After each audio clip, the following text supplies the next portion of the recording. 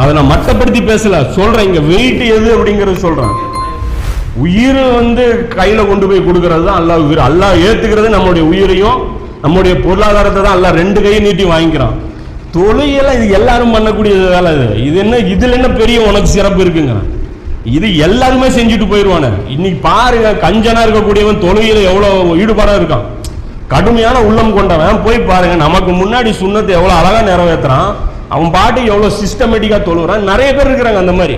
அதாவது தன்னுடைய வாழ்க்கையில எதையுமே இலக்க தயாரில்லாதவங்க எல்லாம் இபாதத்துல ரொம்ப ஈடுபாடா இருக்காங்க. காஃபிர்களும் எடுங்க, திருப்பதியில் கொண்டு போய் எவ்வளவு ஈடுபாடு செய்யறான், அதெல்லாம் நிறைய இருக்காங்க. இது மேட்டர் கிடையாது, இதுதான் மேட்டர். அபூ சயீத் அல் குத்ரி ரலியல்லாஹு அன்ஹு அவங்க அறிவிக்கிறாங்க, அல்லாஹ்விடம் சிறந்தவர்கள் யார் தெரியுமா? முதல் அணியில் நின்று போரிட்டு, அதாவது சஃப்ல ஃப்ரண்ட்ல நிக்கிறவங்க, ஃப்ரண்ட்ல நிக்கிறவங்க ரிஸ்க் ஜாஸ்தி, அவன் தான் அல்லாஹ்விடத்துல சிறந்தவன். அவர்கள் பின்னால் திரும்பி கூட பார்த்ததில்லை. அந்த அணியினர் எப்படிப்பட்டவங்க? பின்னாடி என்ன நடக்குதுன்னு கூட பார்க்கல, முன்னாடி மட்டும்தான் பார்த்திருக்காங்க. அந்நிலையில் ஷஹீதும் ஆனார்கள். இவர்களே சொர்க்கத்தில் உயர்ந்த நிலையில் இருப்பார்கள். இவர்களையே இறைவன் ஏறிட்டு பார்ப்பான். உங்கள் இறைவன் ஒரு கூட்டத்தை பார்த்து சிரித்து விட்டால் அவர்களிடம் விசாரணை என்பதே கிடையாது. எவ்வளவு பெரிய பாக்கியம், நினைச்சு பாருங்க. இதெல்லாம் இது ஒரு மேட்டர். இது 2048வது சில்சிலத்து சஹியாங்கிற கிதாபில் இருக்கு. தபுரானியில 4143வது ஹதீஸா இது இருக்கு, சஹியான ஹதீஸ். அதே மாதிரி நபி ஸல்லல்லாஹு அலைஹி வஸல்லம் ஒருத்தர் வர்றாரு, வந்துட்டு கேட்கிறார், அல்லாஹ்வுடைய தூதரே, அமல்களில் சிறந்தது எது அப்படிங்கிற. அல்லாஹ்வுடைய பாதையில் போர் செய்வதுங்க. சரி, அதுக்கு நிகரான இன்னொரு அமல் இருக்கா காட்டி கொடுங்க. ரசூலுல்லாஹ் சொல்றாங்க, இல்ல, அதுக்கு நிகராக ஒரு அமல் இருக்கு அப்படின்னா எனக்கு தெரிஞ்சு இல்லை அப்படிங்கிறேன். ரசூலுல்லாஹ்க்கு தெரிஞ்சு இல்லையா? அப்போ யாருக்கு தெரிஞ்சிருக்கும்? இருக்காது. எனக்கு தெரிஞ்சு இல்லை அப்படிங்கிறேன். அப்போ மறுபடியும் அவர் கேட்கும்போது ரசூலுல்லாஹ் ஒரு ஆளை சொல்றாங்க, இவன் அல்லாஹ்வுடைய பாதையில் இவன் ஒருத்தன் கிளம்புறான்னு வச்சுக்கோ, அவன் திரும்பி வர வரைக்கும் ஒருத்தன் தொழுகையிலே நின்றுட்டு இருக்கான், நோம்பும் வச்சிருக்கான், அதாவது பசியாவும் இருக்கான், சாப்பிடவே இல்லை, இஃப்தாரும் பண்ணல, சாகரும் பண்ணல, நின்றுட்டே இருக்கான், தொழுகை வச்ச நோம்பு வச்ச நிலையில் நின்றுட்டு இருக்கான். அவன் திரும்பி வர்ற வரைக்கும் இவன் நின்னாலும் இவனும் அவனும் ஈக்குவல் ஆக மாட்டாங்க. ஒரு மாசம் இவன் நோம்பு, அதாவது ஒரு மாசம் இந்த வேலை ஆகுதுன்னு வச்சுக்கோ, அவ்வளவு தூரம் நின்னாலும் அதுக்கு இதே ஈடு ஆகாதுங்கிறாங்க. அப்போ வெயிட் எங்க இருக்குன்னு பாரு, புரியுதா? இன்னொரு ஹதீஸ், இருக்கிறதுல சிறப்பான நமக்கு நன்மை வாரி தரக்கூடிய இரவு எது? லைலத்துல் கத்ர். ரசூலுல்லாஹ் சொல்றாங்க, உங்களுக்கு லைலத்துல் கத்ரை விட சிறந்த இரவை நாம் அறிவிக்கட்டுமா? இப்னு உமர் ரலியல்லாஹு அன்ஹு சொல்றாங்க, யார் அச்சமும் திடுக்கமும் நிறைந்த ஒரு சூழ்நிலையால் இருக்கும் ஒரு ஊரை காவல் காக்கிறாரோ அவர் திரும்ப தம் வீட்டாரிடம் வர முடியாமல் கூட போகலாம் என்று இருக்கும் நிலையில் அந்த இரவை கழிக்கிறாரோ அது லைலத்துல் கத்ரை விட சிறந்த நன்மை பெற்று தரும். இது 1000 ஆகுனா அப்ப அதுக்கு மேல இருக்கும். அது எவ்வளவுங்கிறது அல்லாஹ் ஜாலிக மையஷா, அல்லாஹ் நாடியதை அதிகப்படுத்துவான், ஒன்றும் பண்ண முடியாது. இது ஹாக்கிம்ல 2வது வால்யூம்ல 53வது பேஜ்ல இது வருது. இன்னொன்னு அல்லாஹ் சொல்றான்,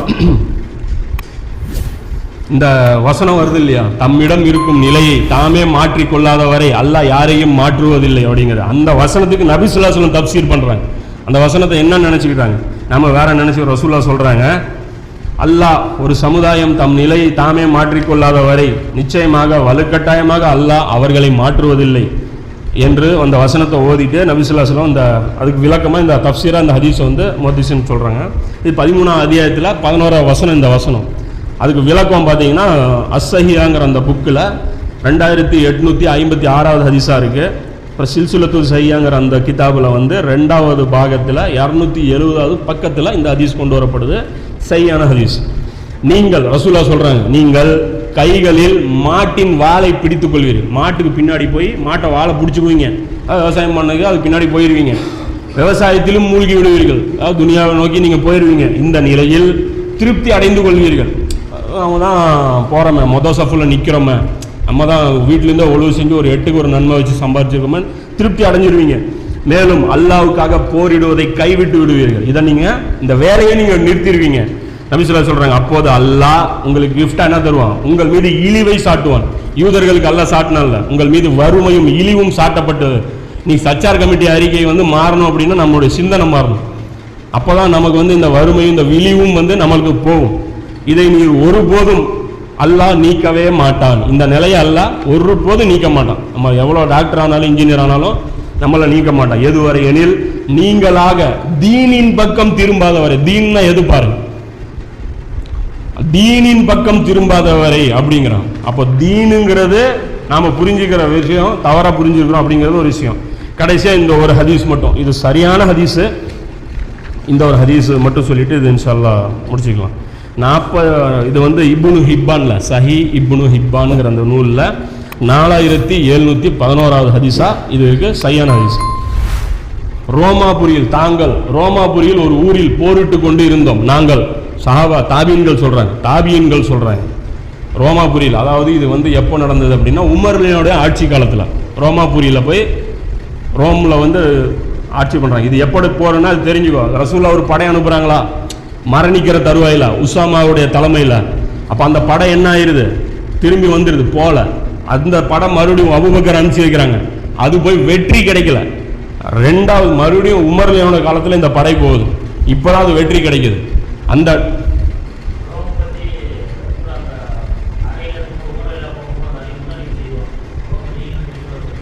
தெரியல, அது எனக்கு தெரியாது ஹதீஸ். இன்ஷால்லா அப்புறமா சொல்லு எனக்கு எங்க.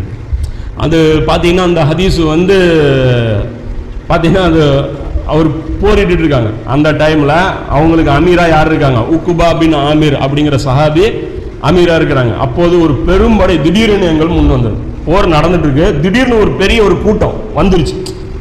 அது ஸ்ட்ராட்டஜி இருக்குல்ல, அந்த ஒரு ஸ்ட்ராட்டஜியில் டக்குன்னு ஒரு பெரிய வால்யூமில் ஒரு கூட்டம் திடீர்னு முன்னாடி வந்துருச்சு.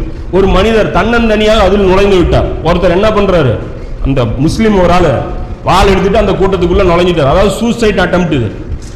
அப்போ வந்து கத்துறாங்க, சுப்ஹானல்லாஹ், நீ உன்னையே அழித்து கொள்ள போகிறாயே என்று எல்லாம் நாங்கள் வந்து கத்துனோம், சத்தம் போட்டு நாங்கள் வந்து சத்துறோம். ஏன்னா ஒன்னே நீ என்ன அழிச்சு விளையாட்டுருக்கு. அதாவது யாருக்கு போர்னாலே சாகிறது, எங்கே போய் தற்கொலை, அதெல்லாம் உயிரை கொடுத்து ஒரு பெரிய ஒரு காரியம் சாதிச்சுக்க முடியும் அப்படிங்கும்போது அது செஞ்சுதான் ஆகணும். போர்க்களத்தில் பொறுத்த வரைக்கும் நீ எந்த விதமான முயற்சி கூட நீ வந்து எடுக்கலாம். இது என்ன சொல்றாங்க பாரு இந்த இடத்துல, அதுதான் மேட்ரு. இது நாம இருந்தால் இந்த இடத்துல அதுதான் சொல்லியிருப்போம். அதாவது தாபியன்கள் காலத்தில் நடக்கிற போர், சஹாபாக்கள் இருக்காங்க லீடரா. அப்போ ஒரு ஆள் என்ன பண்றாரு, உள்ள போய் பெரிய கூட்டம் வந்துருச்சு, அப்போ உள்ள பூந்து ஒரு கலக்கிட்டு வரலாம் அப்படின்னு உள்ள பூந்து ஒரு இது பண்ணலாம் அப்படின்னு சொல்லிட்டு ஒரு வாழை எடுத்துட்டு உள்ள பூந்துடுறாரு. அவர் பிடிச்சி அவரை இழுத்து தடுத்து இது பண்றாங்க. அப்ப என்ன சொல்றாங்க, ஒன்னே நீயே அழிச்சுக்குவே போலையா இருக்கு அப்படின்னு சொல்லிட்டு அந்த ஆதாரமா காமிக்கிறாங்க. அழிச்சுக்குவே போலையா இருக்கு அப்படின்னு சொல்லிட்டு அந்த ஆதாரமா காமிக்கிறாங்க. 2வது அத்தியாயம் 195வது வசனம். நீ என்ன சொல்றான், உங்கள் கைகளாலேயே உங்களை நீங்கள் அழித்துக் கொள்ளாதீர்கள் அப்படின்னு சொல்லி அல்லாஹ் சொல்றான். அதை வந்து சொல்லி ஆதாரமா காமிக்கிறாங்க. அப்ப அபூ அய்யூப் அல் அன்சாரி இவர் யாரு, சாதாரண ஆள் கிடையாது. இந்த மதீனாவில் வந்து ஆட்கள் பிரிச்சு கொடுக்கப்பட்டாங்கல்ல, இவருக்கு யாரு கொடுத்தாங்க, இவர் கையில பங்குல வந்த ஆள் யாரு, நபி ஸல்லல்லாஹு அலைஹி வஸல்லம் கிடைச்சாங்க. இவங்க சாதாரண ஆள் கிடையாது. ரசூலுல்லாஹ் இவருக்கு கிஃப்டா கிடைக்கிறாங்க. அதாவது அந்த சகோதரர் அபூ அய்யூப் அல் அன்சாரி, இவர் வந்து என்ன ஆகுது, இவர் வந்து வர்றாரு. இவர் என்ன பண்றாங்க, சொல்றாங்க வசனத்துடைய பொருளையே மாத்திட்டீங்களா, சொல்றாரு இந்த வசனத்துடைய பொருளே மாத்திட்டீங்களா, இந்த வசனம் எங்களை பத்தி தான் இறங்குச்சு, அதாவது அந்த மதீனாவில் அன்சாரிகளை பத்தி தான் இறங்குச்சு சொல்லிட்டு சொல்றாங்க. அல்லாஹ் தன்னுடைய மார்க்கத்தை மேலோங்க செய்த பின்னர், அதாவது மக்கா வெற்றி ஆனதுக்கு அப்புறம் உதவியாளர்களும் பெரும் எண்ணிக்கையில் ஆகிட்டார். அதாவது மக்களும் பெருகிட்டாங்க, படைகளும் பெருசாயிருச்சு. பத்ரில் நாங்கள் 300 பேர் இருந்தோம், வேற வழி இல்லை, நாங்களே போய் அட்டாக் பண்ணிட்டு இருந்தோம். உஹதுல ஒரு 700 இருந்தோம். இப்போதான் நம்ம 40,000 50,000 ஒரு லட்சக்கணக்கில் ஆகிட்டோம். அதாவது மக்கா வெற்றியில் 1,00,000 சில்லற பேர் சஹாபாக்கள் இருந்தாங்க. அப்போ இந்த டைம்ல இருந்தாது. அப்போது நாங்கள் எங்களுக்குள்ளேயே ரகசியமாக பேசிக்கிட்டோம். இவங்க 2 பேரும் ரகசியமா பேசிக்கிறாங்க, அபூ அய்யூப் அல் அன்சாரியும் இன்னொருத்தரும் பேசிக்கிறாங்க. நமக்கு நிறைய இழப்புகள் கடந்த காலங்களில் ஏற்பட்டு விட்டது. அதாவது ரசூலா வந்ததிலிருந்து 10 வருஷமா நம்ம இழப்புகளை சந்திச்சோம். இப்போது நமது தேவை குறைந்து விட்டது. இன்னைக்கு நம்ம ரெஸ்ட் எடுத்துக்கலாம், இதுக்கப்புறம் நம்ம ரிட்டையர்ட் ஆகிக்கலாம் அப்படின்னு நம்ம நினைச்சோம். மக்கள் அதிகம் ஆகிவிட்டனர். எனவே விவசாயத்தில் கவனம் செலுத்தி ஏற்கனவே ஏற்பட்ட அந்த இழப்புகளை சரி கட்டுவோம் அப்படின்னு சொல்லி அவங்க முடிவு பண்றாங்க. அப்போதுதான் அல்லாஹ் வந்து இந்த எல்லாம் வல்ல இறைவன் எங்களுக்கு பதிலாக, இவங்க 2 பேர் ரகசியமா பேசிக்கிட்டது அல்லாஹ் குர்ஆன்ல வெளிப்படுத்துறான். அப்ப சொல்றான், நீங்கள் அல்லாஹ்வுடைய பாதையில் செலவு பண்ணுங்க. அல்லாஹ் மறுபடியும் சொல்றான், பண்ணது பத்தல இன்னும் பண்ணுங்கிறான். இவங்க போனதுக்கு ஈடு பண்ணலான்னு பாக்குறாங்க. அல்லாஹ் சொல்றான், பத்தல இன்னும் பண்ணு, இன்னும் உங்கள் கைகள், அல்லாஹ் சொல்றான், விட்டா உங்கள் கைகளாலேயே உங்களை அழிவின் பக்கம் கொண்டு செல்லாதீர்கள். விவசாயத்தை அல்லாஹ் சொல்றான் அழிவுன்ட்டு. இவங்க என்ன சொல்றாங்க, எங்கள் கைகளாலே நாங்களே தற்கொலை பண்ணிவோம், போருக்கு போறது இவங்க அழிவுங்கிறாங்க. அபூ அய்யூப் அல் அன்சாரி என்ன சொல்றாங்க, துனியாவுடைய இந்த கான்சென்ட்ரேஷன் இருக்குல்ல, இதுதான் அழிவு. ரசூல் அவர் சொல்றாங்க, இன்னும் நன்மை செய்யுங்கள், நிச்சயமாக அல்லாஹ் நன்மை செய்வோரே நேசிக்கிறான் அப்படின்னு சொல்லிட்டு, அழிவு என்பது போரி கைவிடுவது தானே தவிர போரிடுவது அல்ல அப்படிங்கிறேன். இவர் அழிய போலடா, இவரை பிடிச்சி நீங்க தடுத்தீங்களா, இதுதான் தப்புங்கிறேன். அது சொல்லிட்டு அதுக்கப்புறம் அவர் போரிட்டுட்டே இருக்கிறாங்க. கிட்டத்தட்ட அவர் யசீதுடைய ஆட்சியில் அவர் மரணிக்கிறார். யசீதுடைய தலைமையில் அவர் குஸ்துந்துனியா மேல அவர் படையெடுப்புக்கு அவர் கலந்துக்கிறார். அப்போ வயசு பேர் வேலையை பார்க்கலான்னு செட்டில் ஆகிறது நின்னவங்க. அதுக்கப்புறம் ரசூலோட அந்த பேச்சுக்கு மரியாதை கொடுத்து அல்லாஹ் அந்த வசனம் ஒன்று இறக்குனதுக்கு அப்புறம் 40 வருஷம் அதுக்கப்புறம் ஜிஹாத் செய்யறாங்க. அது சொல்றாங்க, எல்லா தாக்குதல்லையும் அவர் பேர் இருந்துருது. அந்த குஸ்துந்துனியாவுடைய அந்த இதுல இருக்கு இல்லையா, எல்லா தாக்குதல்லையும் அபு அய்யூப் அல் அன்சாரி 18 முறை தாக்குதல் நடத்தப்படுது. 18 முறையில எத்தனை வரைக்கும் அவர் உயிரோடு இருந்தாரோ அத்தனை வரைக்குமே அவர் அதுல கலந்துக்கிறார். அது கலந்துக்கிட்டு அவர் கடைசி ஒரு இதுல மரணிக்கிறாரு. இதுதான் மேட்டர். அப்போ ரசூலுல்லாஹ்வுடைய மிஷன் என்ன, இது புரிஞ்சுக்கிட்டாதான் நம்ம கர்பலா வெயிட்டு கிடைக்கும். இல்லை அப்படின்னா நம்ம இது ஒரு வேலையே கிடையாது, இது ஒரு மேட்டரே கிடையாது. ஏதோ பள்ளிவாசல் இடிக்க போயிருந்தா அந்த டைம்ல உயிரை காப்பாத்திடலாம், அது பாபர் மசூதுக்கு குரல் கொடுத்துடலாம் அப்படிங்கிற மாதிரியான ஒரு சிந்தனை தான் நமக்கு வரும். இன்ஷா அல்லாஹ் மார்க்கத்தை உள்ளபடி விளங்கக்கூடிய மக்களாக அல்லாஹ் உங்களையும் என்னையும் ஆக்கி அருள் புரிவானாக. வாக்கியம் தான் அல்ஹம்துலில்லாஹ் ரப்பில் ஆலமீன்.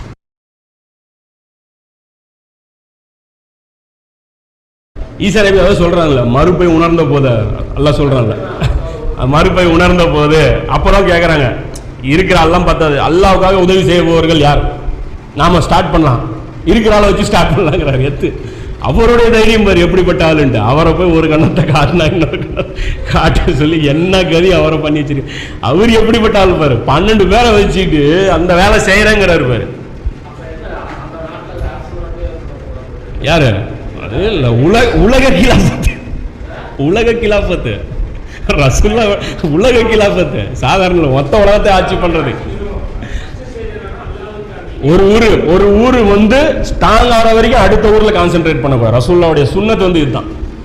ரசூலுல்லாஹ் பாரு எங்கேயும் போல, மதீனாவுக்கு போனாங்க, ஆனா மனசெல்லாம் எங்க மக்காவை நோக்கி தான். அனுப்பப்பட்ட ஒரு ரசூல் எந்த ஊருக்கு அனுப்பப்பட்டாரோ அந்த ஊர்ல மிஷன் கம்ப்ளீட் ஆனாதான் வெளியே போக முடியும். போலனா என்னைய உன் ஊர்லயே நீ பண்ண முடியல, நீ என்ன பண்ண போற? இதெல்லாம் பார்க்கணும். இன்னும் இது பத்தி பேசணும்னா குறைஞ்சது ஒரு 3000-4000 ஹதீஸ் கிடைக்க மாட்டேங்குது. இது சம்பந்தமா ஆயத்து எடுத்தாலும் கிட்டத்தட்ட ஒரு 3000-2000 ஆயத்து கிடைக்கும். ஆயிரக்கணக்கில் சொல்றேன். எடுத்து சப்ஜெக்ட் மட்டும் பிரிச்சேன்னா அப்போ நடந்தது, அதை வலியுறுத்தி பேசினது, அது ரிலேட்டட் ஆனது எல்லாம் பேசணும்னா இவ்வளோ இருக்கு. இதுல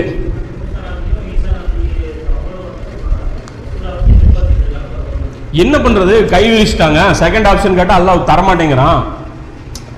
40 வருஷத்துக்கு நீ ஒன்றும் பண்ண முடியாதுன்ட்டான். அப்ப என்ன நெக்ஸ்ட் ஆப்ஷன் சொல்லு, இவங்களை மன்னிச்சிரு, இவங்களுக்கு அருள் புரியும் போது அருள் புரியிறேன், ஆனா வந்தா இவங்களை ஏத்துக்க சொல்லு, அப்போ அருள் புரியிறேன்ட்டான். வெயிட்டிங் லிஸ்ட்ல இருக்கிறாங்க இவங்க 2000 வருஷமா ரசூலுல்லாஹ்வுக்காக, சும்மா கிடையாது.